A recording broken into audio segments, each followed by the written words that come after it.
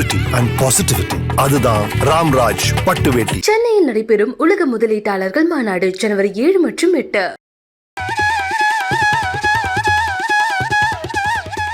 கும்பராசினியர்களுக்கு எப்படி சார் இருக்கு? கும்பராசி அப்படின்னு நம்ம எடுத்துக்கிட்டோம் அப்படின்னா, இவ்வளோ நேரம் நம்ம அந்த 10 ராசியை பற்றி பேசினோம். நமக்கு கும்பம் அப்படி பேசும்போது கொஞ்சம் சீரியஸாக பேச வேண்டிய ஒரு நேரம். ஏன்னா கிட்டத்தட்ட ஒரு 30 வருஷம் கழித்து நமக்கு ராசிக்கு ராசிநாதன் ஆட்சியாக வந்திருக்கார். ஜென்ம சனி அப்படின்னால எல்லாருக்குமே ஒரு பயம் இருந்துகிட்டே இருக்கும். சர்ப்ப கிரகங்களுடைய இருப்பும் சரியில்லை. ஆனால் இது எல்லாம் ஓகே பேசுகிறோம். குரு பகவானை நாம் கணக்கில் எடுத்துக்கணும். மகரத்துக்கு குரு பகை, ஆனால் கும்பத்துக்கு குரு நட்பு. 2-11 உடையவர். குரு பகவானை பொறுத்தவரை அவருடைய ஸ்தான பலத்தை விட திருக்பலம். திருக்பலம் அப்படின்னா பார்வை. குரு பகவானுக்கு பார்வை ரொம்ப விசேஷமாக சொல்லப்பட்டிருக்கு. அப்போ கும்பராசிக்காரர்கள் இவ்வளவு நாள் என்னென்ன புண்ணியங்கள் பண்ணியிருக்காளோ அதுக்கு தகுந்த மாதிரியான பலன்கள் வரும்.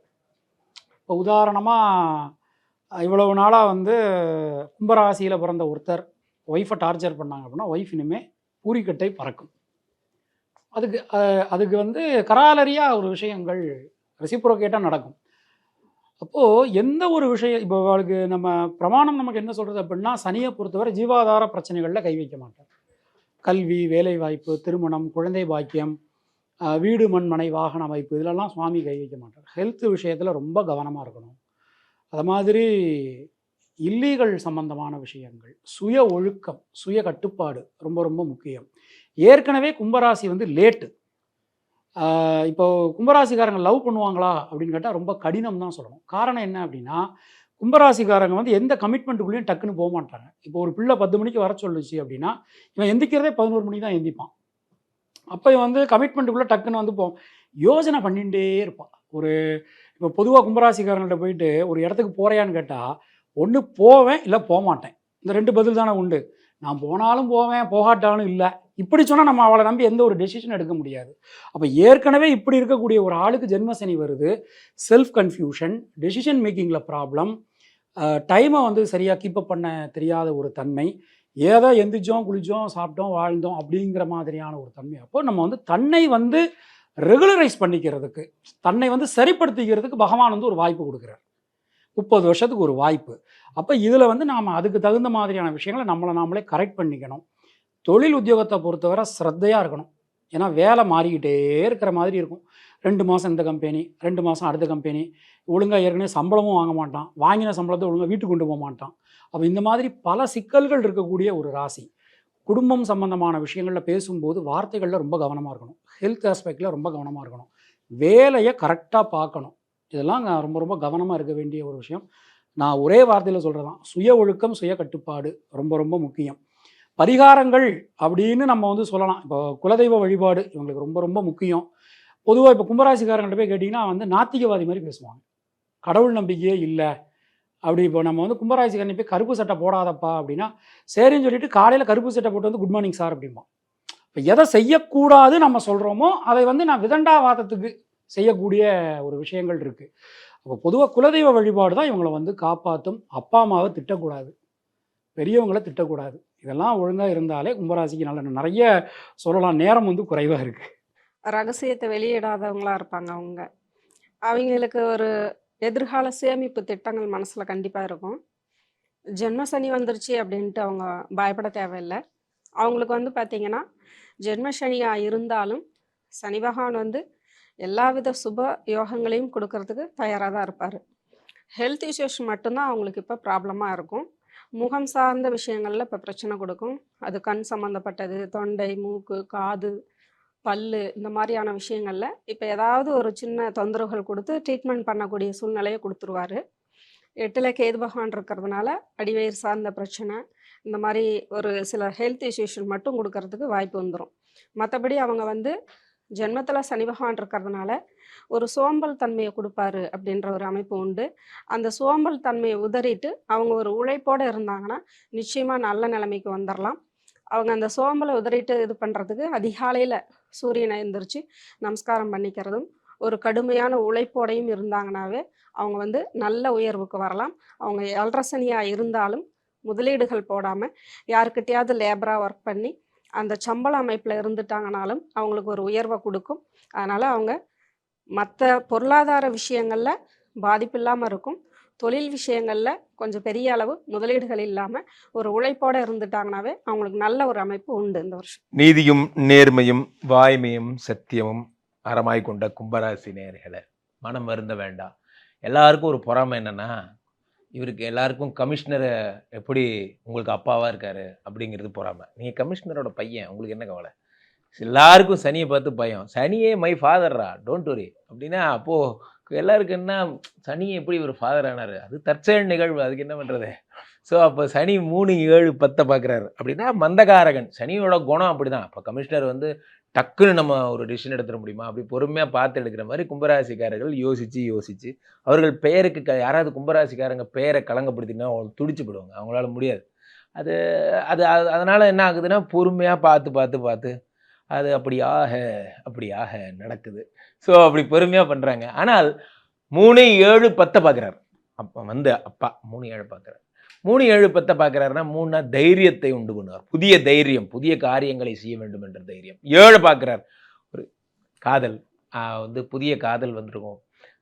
உங்களுக்கு திருமணம் ஆகாதவங்களை சில பிரபலத்துவம், யாரெல்லாம் வந்து அரசியல்வாதிகளோ தொழிலதிபர்களோ அல்லது வந்து நீங்கள் வந்து யாரெல்லாம் சங்கங்கள் வைத்து நீங்கள் வந்து இயக்கங்களுக்கெல்லாம் தலைவராக இருக்கீங்களோ, புரட்சி சிந்தனையுடையவர்களோ, அவங்களுக்கெல்லாம் புகழ் அதிகமாகும். 10 வந்து சனி பார்க்கறதுனால உடம்புலேயே உட்காந்துருக்கார், அவ்வளோதான். சேரட்டு பிடிக்கும், பிடிக்காத விட்டுரு இனிமே.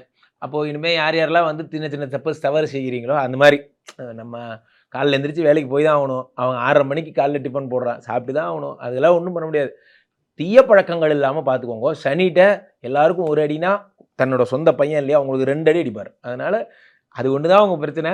தைரியமாக இருங்க, ஜாலியாக இருங்க, ஹாப்பியாக இருங்க. ஹெல்த்தை மட்டும் கொஞ்சம் பார்த்துக்கோங்க. கும்பராசிக்காரர்கள் புகழடைய போகிறீர்கள், பெயரடைய போகிறீர்கள். அப்போது வந்து நீங்கள் உங்களுடைய கொடி பறக்க போகிறது. என்ன கொஞ்சம் ஒழுக்கமாக, அண்ணா சொன்ன மாதிரி கொஞ்சம் ஒழுக்கமாக இருக்கணும், அவ்வளோதான். அதை மட்டும் ஃபாலோ பண்ணிக்கோங்க. Don't worry.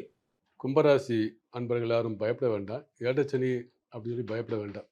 நிச்சயம் நல்லா இருக்கும். ஏனென்றால் வருஷம் பிறக்கின்ற அணை பார்த்தீங்கன்னாக்கா, ராசி அதிபதி தன் சொந்த வீட்டில் ஆட்சி பெற்றாலும் ராசிக்கு 7ஆம் அதிபதி சூரியன் பயனோட உட்காந்துருக்காரு.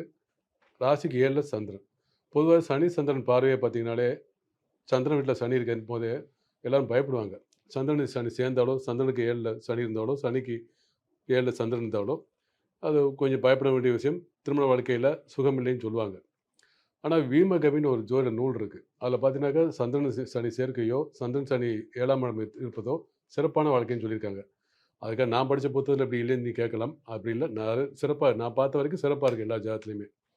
7ஆம் இடத்துல சூரியன் பயனுள்ள இருப்பதும், இந்த ராசிக்கு 3, 10 கூடிய செவ்வாய் பயனுள்ள சூரியனோடு சேர்ந்திருப்பதும் அரசாங்கத்தில் இருப்பதற்கு சிறப்பான யோகம். அரசாங்கம் சம்மந்தப்பட்ட பதவி வேண்டுபடுறதுக்கு நிச்சயம் கிடைக்கும். அது மாற்று கருத்தே இல்லை. ஒரே ஒரு விஷயம் என்னன்னாக்கா, இவங்களுக்கு மே மாதத்துக்கு மேலே நல்லா இருக்கும். ஏன்னா ராசிக்கு 2ல் சனி ராகு கும்ப ராசிலேயே சனி இருந்து அதுக்கு 2ஆம் இடத்துல ராகு இருப்பது வந்து சிறப்பில்லை. வார்த்தைகள் மட்டும் கவனமாக இருக்கும். சிறிய வார்த்தை தான் குடும்பத்தில் விரிசலை ஏற்படுத்தும். அதனால் கொஞ்சம் கவனமாக இருக்கணும். மற்றபடி சிறப்பான வாழ்க்கை தான். கும்பராசிக்கு 7 சனியில் ஜென்ம சனி ஓடிக்கிட்டு இருக்குது. அதனால் ஜென்ம சனின்றது வந்து பொதுவாகவே அவங்க உடம்பு கொஞ்சம் சோர்வாக அசதியாக இருக்கும்.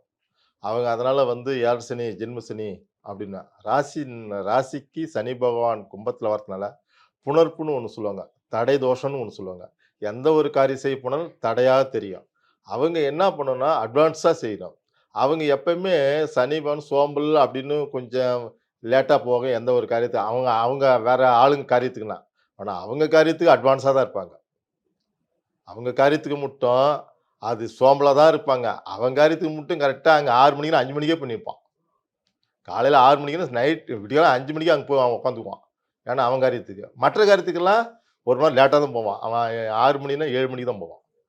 அதேமாரி வருது. 2ல் ராகு இருக்குது. அதனால் வந்து வார்த்தைகள் வந்து ஜாக்கிரதையாக விடணும் எந்த ஒரு காரியத்துக்கும். அதனால் வந்து 3ல் வந்து பார்க்குறாரு. 3ஆம் இடத்த முயற்சி ஸ்தானம் நல்லா இருக்குது. ஏப்ரல் மேலே சூப்பராக இருக்குது. வீடு வண்டி வாகனம் என்ன செய்யணும்னு. அதுமாதிரி வந்து அவருக்கு வந்து ஒரு கல்யாணம் செய்யணுமா, அதெல்லாம் செய்யலாம்.